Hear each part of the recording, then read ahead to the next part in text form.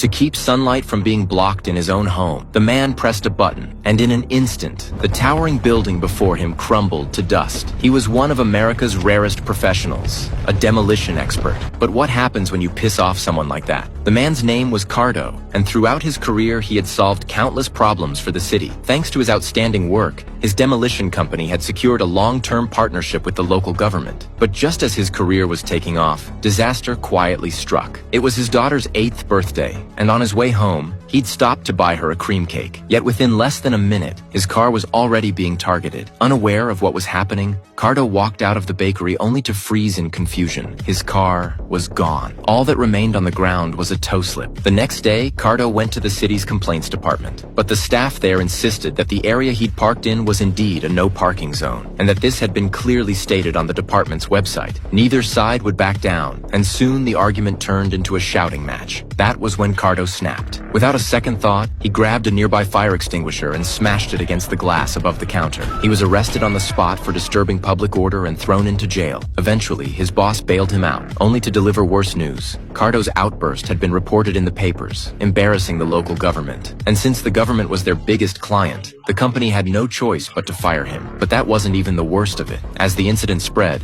people began labeling him a violent troublemaker. The next day, his wife coldly asked for a divorce. After signing the papers and walking downstairs, Cardo was stunned to discover his car had been towed again. Seeing the new tow slip on the ground, something inside him snapped. That night, as he paid the latest fine to the Department of Transportation, a seed of revenge quietly took root. Because if things kept going this way, it would only be a matter of time before they destroyed his life completely. That night, he decided he'd had enough. Under cover of darkness, Cardo loaded 10 kilograms of explosives into his car's trunk. The next morning, he parked the car in a highly visible spot and calmly sat nearby eating breakfast. Right at 8 a.m., as the city workers began their shift, a tow truck came and hauled his car away, exactly as he had predicted. The workers had no idea what they were dealing with. Moments later, a massive explosion rocked the parking lot,